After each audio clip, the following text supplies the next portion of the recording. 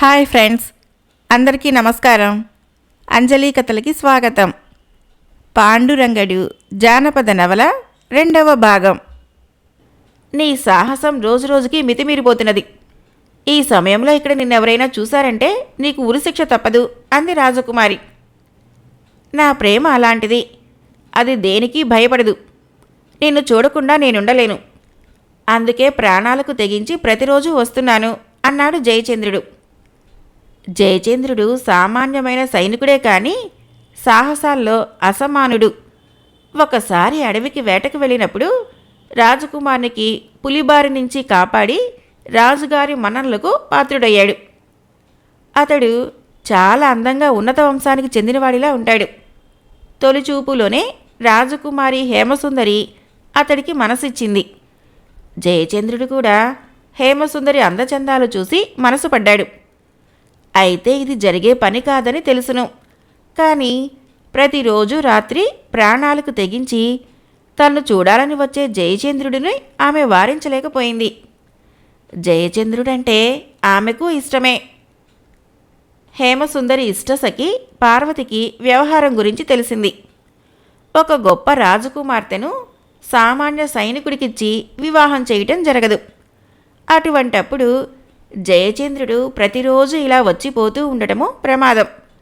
అందుకే పార్వతి హేమసుందరిని జయచంద్రుణ్ణి హెచ్చరించింది. వాళ్ళామె మాటలు లక్ష్యపెట్టలేదు. నెపము తన మీదకు వస్తుందేమోనని భయంతో ఒకరోజు పార్వతి విషయాన్ని మహారాజుకు చెప్పింది. మహారాజు మండిపడి ఇందులో నిజానిజాలు తెలుసుకునేటందుకు తనే స్వయంగా కుమార్తె గదిలో రహస్యంగా కాపలా కాశాడు.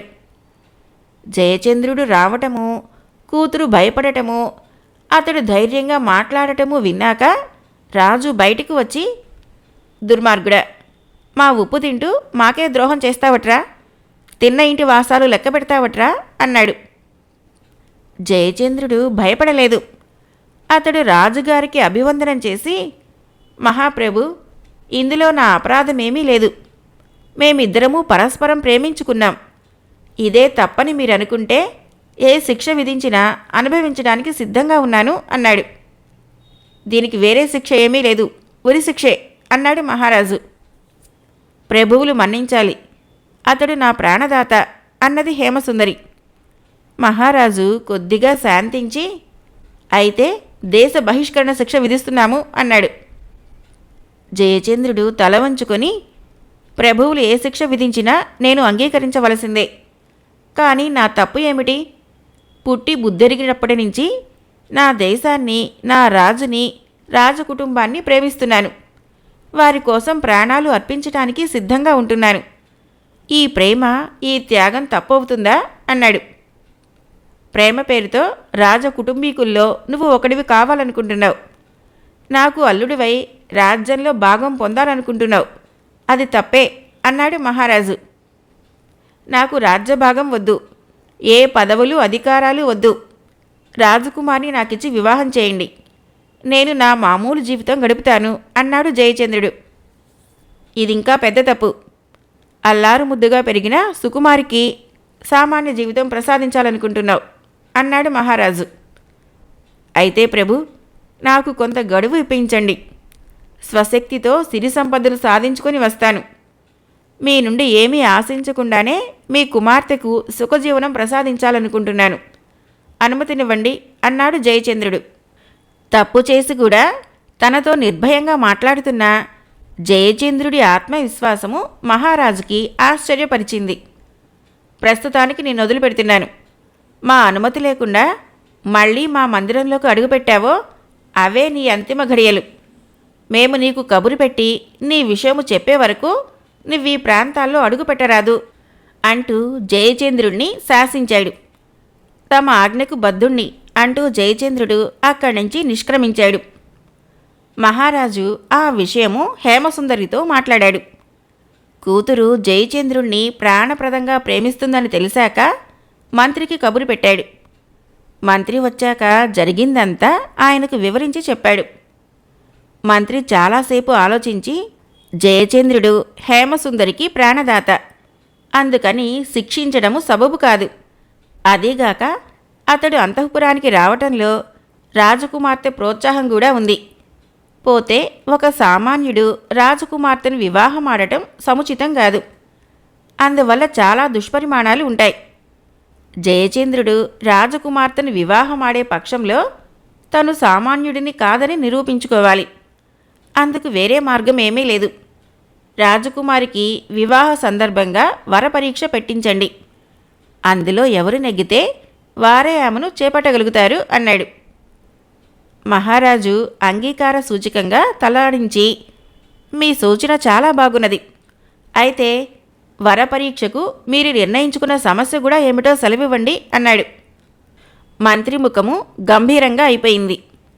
హేలారణ్యంలో ఉంటున్న హాహాసురుడు సంగతి తమకు తెలియంది కాదు కదా అన్నాడు. మహారాజు ఉలిక్కిపడ్డాడు. హాహాసురుడు మహాభయంకరుడైన రాక్షసుడు. వాడి ఎత్తు తాటి చెట్టు ప్రమాణంలో ఉంటుంది. ఆకారము పర్వతం వలె ఉంటుంది. 14 సంవత్సరాలకొక పర్యాయము వాడు హేలారణ్యం వదిలిపెట్టి మనుషులపైన దాడి చేస్తాడు. వాడే రాజ్యంలో అడుగు పెడితే ఆ రాజ్యము ధ్వంసమైపోతుంది. వాడి ఆయువు పట్టు వాడి పిలకలో ఉన్నదని, నిద్రపోతున్నప్పుడు ఎవరైనా వాడి పిలకను తెగ్గోసినట్లయితే వాడు మరణిస్తాడని వదంతి ఉన్నది. ఈ వదంతిని నమ్ముకొని ఎందరో హేలారణ్యానికి వెళ్లారు. వాడి నివాస స్థానం కనుక్కోవటము దుష్కరమని హేలారణ్యానికి వెళ్ళి తిరిగి వచ్చిన వాళ్ళందరూ అన్నారు. హాహాసురుడు మళ్లీ మనుషుల మధ్య రావటానికి కొద్ది మాసాలు మాత్రమే గడువున్నది. ఏ రాజ్యంలో వాడు అడుగు పెడతాడోనని అందరూ హడలిపోతున్నారు. అంటే వరపరీక్షగా హాహాసురుణ్ణి నిర్జించమని అడగాలనా తమరి ఆలోచన? అది సబబు కాదు. హాహాసురుణ్ణి ఎవరూ నిర్జించలేరు. మా కుమార్తెకు జన్మలో వివాహం కాదు అన్నాడు మహారాజు దిగులుగా. దిగులు పడకండి ప్రభు. వరపరీక్ష గురించి మీరు రాజకుమార్తెకు జయచంద్రుడికి మాత్రమే తెలియచేయండి. 1 సంవత్సర కాలంలో జయచంద్రుడు తిరిగి రాని పక్షంలో హేమసుందరికి అర్హుడైన మరొక రాజకుమారునితో వివాహం జరుగుతుంది అన్నాడు మంత్రి. రాజు మంత్రి ఆలోచనని మెచ్చుకొని తన నిర్ణయాన్ని రాజకుమార్తెకు తెలియచేశాడు. ఇది చాలా అన్యాయం ప్రభు. ప్రస్తుతము హాహాసురుణ్ణి నిర్జించగల వీరుడు ఈ ప్రపంచంలోనే లేడు కదా. ఇలాంటి పరీక్ష పెట్టడం చాలా అన్యాయం. అసలు ఇది పరీక్ష కాదు. జయచంద్రుణ్ణి నాకు కాకుండా చేయటానికి పన్నబడిన కుతంత్రం అంది హేమసుందరి. ఇది రాజనిర్ణయం రాకుమారి. ఒక సామాన్యుడు నిన్ను చేపట్టాలనుకుంటే అసామాన్య సాహసం చేయక తప్పదు అన్నాడు మహారాజు. రాజకుమారి మనసులో ఇలా అనుకున్నది. జయచంద్రుడు అమాయకుడు. అతనికి దుస్సాహసం ఎక్కువ. దీనికి పూనుకోవద్దని అతనికి ఎలాగోలా నచ్చచెప్పాలి. అవసరమైతే నేనే ఈ సమస్త రాజ్య భోగాలని వదిలిపెట్టి రహస్యంగా ఇక్కడి నుంచి తప్పించుకొని వెళ్ళిపోవాలి. కానీ మహారాజు ఆమె అభిప్రాయం కనిపెట్టినట్లుగా అంతఃపురంలో కట్టుదిట్టాలు ఎక్కువ చేశాడు. జయచంద్రుడికి కబురు పెట్టి తన నిర్ణయం చెప్పాడు. ధన్యుణ్ణి ప్రభు. రాజకుమారి కోసం హాహాసురుణ్ణేం కర్మ, భగవంతుణ్ణి జయించుకుని రమ్మన్నా వస్తాను. మరి నాకు సెలవిప్పించండి అన్నాడు జయచంద్రుడు. మంచిది, వెళ్ళిరా అన్నాడు మహారాజు. ఒక మేలుజాతి గుర్రాన్నెక్కి హాహాసురుడి అన్వేషణలో బయలుదేరాడు జయచంద్రుడు. అసలు ఆ అరణ్యం ఎక్కడున్నదో అతడికి తెలియదు. వారిని వీరిని వాకబు చేసి తనకు తోచిన దారిన అతను బయలుదేరాడు. ఒక పూట ప్రయాణం అనంతరము జయచంద్రుడు ఒక అరణ్యంలోకి ప్రవేశించాడు. అదే హేలారణ్యం అయితే బాగుండునని అతడి ఆశ. ఆ అరణ్యంలో కొంత దూరం ప్రయాణించాక అతడికి సన్నని మూలుగు వినిపించింది. ఎవరా అనుకుంటూ గుర్రాన్ని ఆ వైపుగా పోనిచ్చాడు. అక్కడ అతడికి కాళ్ళు లేని అవిటివాడొకడు కనిపించాడు. జయచంద్రుడిని చూస్తూనే ఆ అవిటివాడు, దాహం, మంచినీళ్లు కావాలి, ప్రాణం పోయేలా ఉంది అన్నాడు. జయచంద్రుడు వాడిని ఓర్చుకోమని చెప్పి 4 పక్కలా చూసి కొంత దూరంలో ఒక కొలను ఉంటే తామరాకులతో దొన్నెలా చేసి నీరు తెచ్చి ఇచ్చాడు. అవిటివాడు అవి తాగి, అమ్మయ్య, ఇప్పటికి నా ప్రాణాలు కుదుటపడ్డాయి అన్నాడు. ఎవరు నువ్వు అని అడిగాడు జయచంద్రుడు. హాహాసురుడనే రాక్షసుడి పాదాల కింద నలిగి 2 కాళ్ళు పోయాయి. ఆ రాక్షసుడు హేళారణ్యంలో ఉంటున్నాడు అని అవిటివాడు ఇంకా ఏదో అనబోగా, ఇదేనా హేళారణ్యం అని అడిగాడు జయచంద్రుడు. అవిటివాడు, హేళారణ్యానికి దీనికి పోలికే లేదు. ఆ అరణ్యానికి దారి నాకు తెలుసును. ఒక రాజకుమారుడు నన్ను ఆ అరణ్యానికి దారి చూపించమని అడిగాడు. బంగారం ఇస్తే చూపిస్తానన్నాను. సరేనని చెప్పి తన గుర్రం మీద కూర్చోబెట్టుకొని ఇక్కడి వరకు తీసుకువచ్చాడు. నేను బంగారం గురించి మళ్ళీ అడిగాను. ఆ రాజకుమారుడికి చాలా కోపం వచ్చి, నీకు కాళ్ళు పోగొట్టిన రాక్షసుని చంపడానికే వెళ్తున్నాను. అందుకు నువ్వు సంతోషించాలి గాని ప్రతిఫలం ఆశించకూడదు. అయితే నేను దారి నిన్ను చూపించమన్నాను. నిన్నిక్కడ వదిలిపెట్టి 1 రోజు తర్వాత మళ్ళీ వస్తాను. అప్పటికింకా నిన్ను ఏ క్రూర మృగాలు తినకుండా ఉంటే, నీకు బంగారం ఆశ చచ్చి ఉంటే నిన్ను కూడా నాతో తీసుకువెళ్తాను. అరణ్యం చూపించినాకనే నీకు బంగారం ఇస్తాను అని వెళ్ళిపోయాడు. అతడు నన్నిలా వదిలిపెట్టి 1 పూట కావస్తుంది అన్నాడు. నేను బంగారం ఇస్తాను, నాకు హేళారణ్యం చూపిస్తావా అని అడిగాడు జయచంద్రుడు. చూపిస్తాను, కానీ బంగారం ముందుగా ఇవ్వాలి అన్నాడు వాడు. ముందుగా బంగారం ఎక్కడి నుంచి తెచ్చేది? హేళారణ్యం చూశాక, అక్కడ రాక్షసుని చంపి వచ్చాక నీకు తప్పకుండా బంగారం ఇస్తాను అన్నాడు జయచంద్రుడు. హేళారణ్యంలోకి వెళ్ళి తిరిగి వచ్చిన వారు తక్కువ. ఆ రాక్షసుడి నివాస స్థానం చూసి బతికి వచ్చిన వారైతే ఇక లేనేలేరు. అందుకే నాకు బంగారం ముందుగా కావాలి అన్నాడు అవిటివాడు. రాజకుమారుడు అవిటివాడితో ఎందుకు విసిగిపోయి ఉంటాడో జయచంద్రుడికి అర్థమైంది. అతడు కూడా విసిగిపోయి, హేళారణ్యానికి దారి చూపించని పక్షంలో ఇప్పుడే ఈ క్షణంలోనే నీ ప్రాణాలు తీస్తాను అన్నాడు జయచంద్రుడు. నన్ను చంపినా సరే బంగారం ఇవ్వనిదే నీకు దారి చూపించను అన్నాడు అవిటివాడు. వాడు మొండివాడని, బంగారం ఇస్తే తప్ప వాడి వల్ల పని కాదని జయచంద్రుడికి అర్థమైంది. ఇప్పుడు బంగారం ఎక్కడి నుంచి తెచ్చేది అన్నాడు జయచంద్రుడు నిస్పృహగా. చిత్తశుద్ధి ఉంటే ఏ పని అయినా జరుగుతుంది. నాకు బంగారం ఇవ్వాలని మనస్ఫూర్తిగా అనుకొని గుర్రం మీద ఎక్కించుకొని బయలుదేరు. ఈ అరణ్యంలో ఏ అటవికలో దొంగలో నివసిస్తూ ఉండకపోరు. అలాంటి ప్రాంతం వెతికి పట్టుకొని బంగారం సంపాదించి నాకు ఇవ్వు, హేళారణ్యానికి దారి చెబుతాను అన్నాడు అవిటివాడు. జయచంద్రుడు వేరే గత్యంతరం లేక ఆ అవిటివాడిని గుర్రం మీద ఎక్కించుకుని బయలుదేరాడు. కొంత దూరం ప్రయాణం చేశాక, ఇక్కడ చూడు, ఇక్కడేదో సన్నని బాట కనిపించడం లేదా అన్నాడు అవిటివాడు. జయచంద్రుడు పరిశీలించి చూశాడు. నిజమే, అక్కడ ఒక సన్నటి కాలిబాట ఉంది. అది బహుశా ఏ అటవీకులకో స్థావరమై ఉంటుందని అతడు భావించాడు. తను నెమ్మదిగా గుర్రం దిగి, నువ్విక్కడే ఉండు, నేను విషయం చూసి వస్తాను అంటూ చేతిలో కత్తి పుచ్చుకొని ఆ బాటను అనుసరించి బయలుదేరాడు.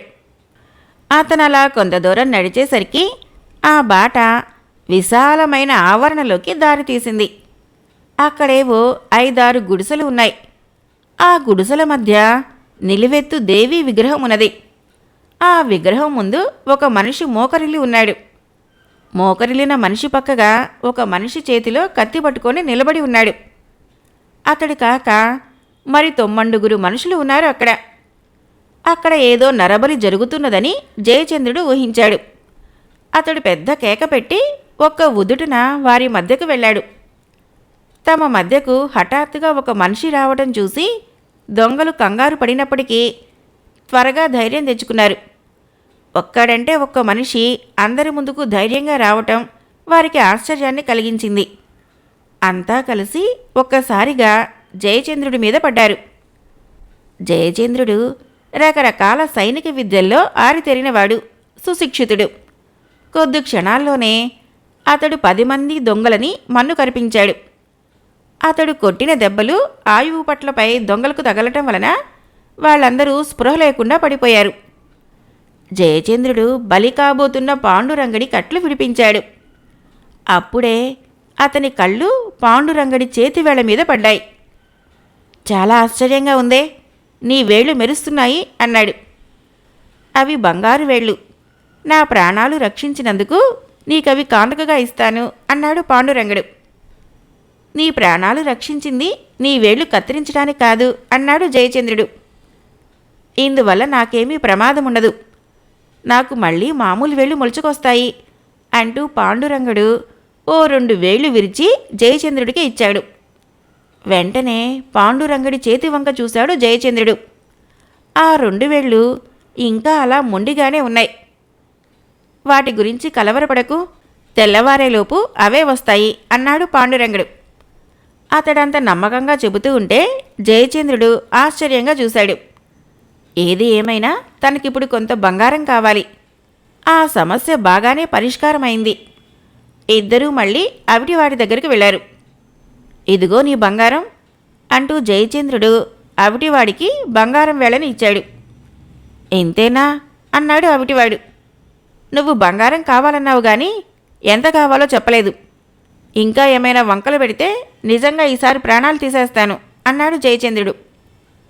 పాండురంగుడు జయచంద్రుడి కథ విని చాలా పెద్ద కార్యం మీద బయలుదేరారు. దీనివల్ల లోకానికి కూడా ఉపకారం. మిగతా వేళ్లు కూడా తీసుకుని ఈయనకి ఇచ్చి తృప్తిపరచండి అన్నాడు. అవిటివాడు బాధగా నిట్టూర్చి, ఏం చేసేది నాయనా, నా కుటుంబానికి వేరే ఆధారం లేదు. నా భార్య అమాయకురాలు, నాకేమో 2 పిల్లలున్నారు. వీళ్ళందరూ సుఖంగా ఉండడం కోసం బోలెడు బంగారం సంపాదించాలని నా ఆశ. అవిటివాణ్ణి ఇంతకు మించి వేరే మార్గం ఏం చూసుకోగలను చెప్పు అన్నాడు. అయితే ఇప్పుడు ఈ బంగారం వాళ్ళకి ఇచ్చి రావాలా అన్నాడు జయచంద్రుడు విసుగ్గా. పాండురంగడు క్షణం ఆలోచించి, అయ్యా, నాకు ఎవ్వరూ లేరు. మీ ఇంటి వద్ద నన్ను దిగబడితే నేను వాళ్లతో పాటు కలిసి జీవిస్తాను. వాళ్ళ బాగోగులు చూసుకుంటాను. ప్రతి రాత్రి ఇంత బంగారం నాకు వస్తూనే ఉంటుంది అన్నాడు. ముందు నమ్మకపోయినా జయచంద్రుడు పాండురంగడి కథంతా విన్నాక ఆ కథ నిజమేనని నమ్మాడు. అవిటివాడు దారి చూపించగా వాళ్ళు ఆ అరణ్యం నుంచి బయటపడి ఓ పట్నం చేరుకున్నారు. అవిటివాడి ఇంటికి వెళ్ళాక వాడు తన భార్య గంగను, కూతురు మల్లిని, కొడుకు గోపాలుణ్ణి పాండురంగడికి పరిచయం చేశాడు. గోపాలుడిది పాండురంగడి ఈడే ఉంటుంది. మళ్ళీ పాండురంగుడి కన్నా 3 ఏళ్లు చిన్నది. వీడే మనకు అల్లుడు. ఇప్పటినుంచి ఇల్లరికం వచ్చేశాడు. నేను త్వరలోనే తిరిగి వస్తాను. అంతవరకు జాగ్రత్తగా సుఖంగా ఉండండి అన్నాడు అవిటివాడు. జయచంద్రుడు అవిటివాడు హేలారణ్యానికి బయలుదేరే సమయానికి పాండురంగడి 5 వేళ్లు యథాప్రకారంగా వచ్చి ఉండటాన్ని ఆ ఇద్దరూ గమనించి బాగా ఆశ్చర్యపడ్డారు. తన కుటుంబానికి మంచి తోడు దొరికినందుకు అవిటివాడు సంతోషపడ్డాడు. ఈ బంగారం నీకెక్కడిది అడిగాడు భద్రయ్య. నా తండ్రి నాకిచ్చాడు అన్నాడు పాండురంగడు. ఇలాంటి బంగారం ఇంకా ఉందా అని అడిగాడు భద్రయ్య. బోలెడు ఉంది నా దగ్గర, ఎంత కావాలో చెప్పు అన్నాడు పాండురంగడు. ఇలాంటి బంగారము ఈ రోజుల్లో ఇంకెక్కడా దొరకదు. సరైన ధర నేను నీకిస్తాను. కానీ నీ బంగారాన్ని ఇంకెవ్వరికీ అమ్మవద్దు, నాకే ఇవ్వాలి అన్నాడు భద్రయ్య. పాండురంగడు అంగీకరించాడు. నగరంలో మంచి భవనం అమ్మకానికి వస్తే కొనుక్కున్నాడు. ఇంట్లో దాసదాసీ జనాల్ని పెట్టుకున్నాడు. భోగభాగ్యాలు అనుభవిస్తున్నాడు. దానధర్మాలు చేస్తున్నాడు. 2 నెలల్లోనే ఆ ఊళ్ళో అందరికీ పాండురంగడి పేరు తెలిసిపోయింది. తన బంగారంతో పాండురంగడు సంపాదించిన దానికంటే వాడి దగ్గర అతి చవకగా కొన్న భద్రయ్య సంపద ఇంకా వృద్ధి చెందుతోంది. అందువల్ల భద్రయ్యకు పాండురంగుడు అంటే అమితాభిమానం కలిగింది. కుటుంబ విషయాల్లో భద్రయ్యే పాండురంగడికి సలహాలిచ్చి ఆదుకునేవాడు. పాండురంగడికిప్పుడు జీవితం చాలా బాగుంది. అత్తయ్య గంగ వాడిని ఎంతో అభిమానంగా చూసుకుంటుంది. మళ్ళీ గోపాలుడు కూడా వాడంటే ప్రాణమిస్తారు. జీవితంలో పొందలేనిది, అనుభవించలేనిది వాడికి లేదు ఇప్పుడు. ఒక రోజున పాండురంగడి ఇంటికి ఒక సాధువు వచ్చాడు. ఇంటిల్లిపాదిని ఆశీర్వదించి, ఈ ఇంటికి అన్నీ బాగానే ఉన్నాయి, కానీ ఇందులో శనిదేవత ఉన్నట్లున్నది. అందువలనే ఈ గృహ యజమాని ఇంటికి రాలేకపోతున్నాడు అన్నాడు. తన భర్త గురించి ఆ సాధువు అలా అని ఉంటాడని ఊహించిన గంగ, స్వామి, అందుకు నివారణోపాయం ఏదైనా ఉన్నదా అని అడిగింది. ఉన్నది. అందుకు బంగారు వేళ్లతో పూజ చేయాలి. 12 హస్తాలు ఉన్న 60 వేళ్లు తయారు చేయించి నాకు కబురు పెట్టండి అన్నాడు సాధువు. గంగకు చాలా ఆతృతగా ఉన్న కారణాన వేళ్లు సిద్ధంగా ఉన్నాయి స్వామి, పూజా విధానం సెలవియండి అన్నది. పూజకి యజమాని బంధువులు పనికిరారు. ఈ ఇంట మీకు పరాయి వారెవరైనా ఉన్నారా అని అడిగాడు సాధువు.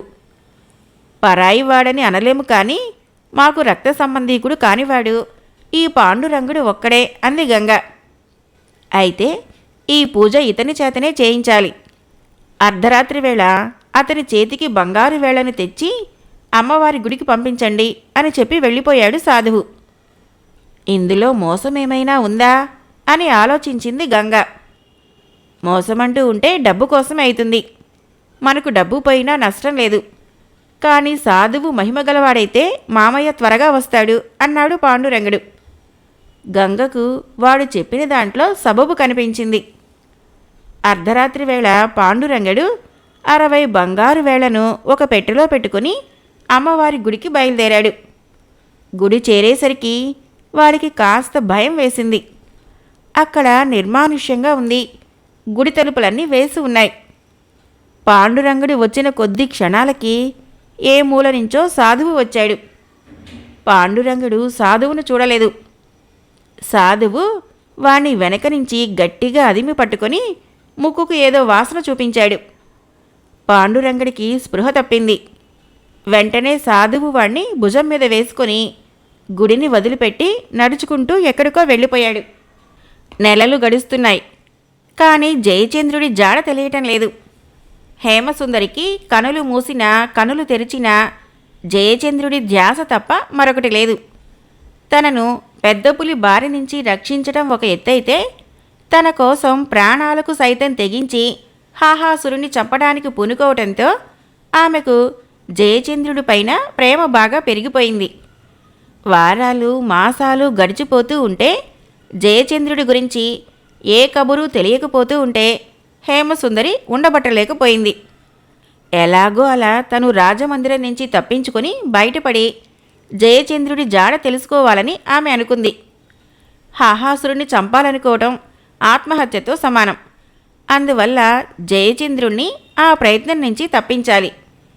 చివరకు హేమసుందరి ఒక పథకం వేసుకున్నది. తనతో మాట్లాడుతున్న ఇష్టసఖి పార్వతికి మత్తుమందు వాసన చూపి ఆమెకు స్పృహ పోగొట్టింది. తర్వాత తన దుస్తులు ఆమెకు తొడిగి ఆమె దుస్తులు తను వేసుకుంది. ఖర్చులకు అవసరపడతాయని కొన్ని నగలను దుస్తుల చాటున దాచుకుంది. మేలిముసుగు బాగా ముఖం మీదకి లాక్కొని ముందుగా అంతఃపురంలో నుంచి తదుపరి కోటలో నుంచి బయటపడింది. ఆ నగరంలో ఉంటే తనకు ప్రమాదం కాబట్టి ముందుగా నగరాన్ని వదిలిపెట్టాలనుకుంది. అయితే నగరాన్ని వదిలిపెట్టి తను ఏం చెయ్యాలి? జయచంద్రుడి కోసం ఎక్కడికని వెళ్ళాలి? జయచంద్రుడు హేలారణ్యాన్ని వెతుక్కుంటూ వెళ్ళాడు. తను అక్కడికే వెళితే అతన్ని కలుసుకునే అవకాశం ఉంటుంది. అయితే ఆ హేలారణ్యం ఎక్కడున్నదో దానికి దారి ఎవరికి తెలుస్తుందో అనుకుంది. ఏది ఏమైనా సరేనని హేమసుందరి ముందుగా నగరాన్ని వదిలిపెట్టి ఇతర ప్రాంతాలలో హేలారణ్యం గురించి వాకబు చేయాలనుకున్నది. ఆ విధంగా నగరాన్నే ఆనుకొని ఉన్న అడవిలో ఆమె ప్రవేశించవలసి వచ్చింది. అడవిలో ప్రవేశించడానికి ఆమె భయపడింది. కానీ అక్కడ ఆమె వృద్ధులైన 2 పురుషులను చూసింది. ఎవరవమ్మా నువ్వు అని అడిగారు వృద్ధులు. హేలారణ్య ప్రాంతంలో మా బంధువులున్నారు. నాకింక వేరే ఎవ్వరూ లేరు. వారిని వెతుక్కుంటూ బయలుదేరాను. హేలారణ్యానికి దారి తెలపండి అంది హేమసుందరి. అయితే మాతో పద, మేము కూడా హేలారణ్యానికే బయలుదేరి వెళ్తున్నాము అన్నారు వృద్ధులు. వెతకబోయిన తీగ కాలికి తగిలినందుకు హేమసుందరి ఎంతగానో సంతోషించి వారితో బయలుదేరింది. అలా ముగ్గురు చాలా చాలా దూరం వెళ్ళాక ఒక వృద్ధుడు, హేలారణ్యం ఇక్కడికి చాలా దూరం, ప్రయాణానికి కొన్ని వారాలు పడుతుంది. నీ వద్ద డబ్బున్నదా అని అడిగాడు. హేమసుందరి వారికి తన దుస్తుల చాటునున్న బంగారాన్ని చూపించింది. మరుక్షణమే ఆ వృద్ధులిద్దరి వేషాలు మాయమయ్యాయి. హేలారణ్యం ఎక్కడుందో కూడా మాకు తెలియదు. కాళీమాతకు బలివ్వటం కోసమని మనిషిని వెతుకుతున్నాం. నువ్వు దొరికావు. మేము అదృష్టవంతులం. నీ వద్ద విలువైన బంగారం కూడా ఉన్నది అన్నాడు దొంగ. వారి అసలు రూపాలు చూస్తూనే హేమసుందరి గాబరా పడిపోయింది.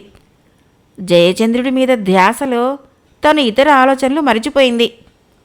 అరణ్యంలో మోసగాళ్ళుంటారని కూడా ఆమెకు ఇంతవరకు స్ఫురించలేదు. కావాలంటే బంగారం తీసుకుని నన్ను వదిలిపెట్టండి అని ఆమె వారిని ప్రాధేయపడింది. కానీ వారు వినలేదు. దొరికిన మనిషివి. ఇప్పటికే ఆ యమ్మకు మా మీద చాలా కోపంగా ఉంది. ఇక ఆలస్యం జరగకూడదు అన్నాడు దొంగ. హేమసుందరి విధి లేక ఆ దొంగలతో బయలుదేరింది. పాండురంగడు జానపద నవల 2వ భాగం సమాప్తం. ఫ్రెండ్స్, నా కథలు నచ్చినట్లయితే మన ఛానల్ని తప్పకుండా సబ్స్క్రైబ్ చేయండి, లైక్ చేయండి, షేర్ చేయండి, కామెంట్ చేయండి. Thank you.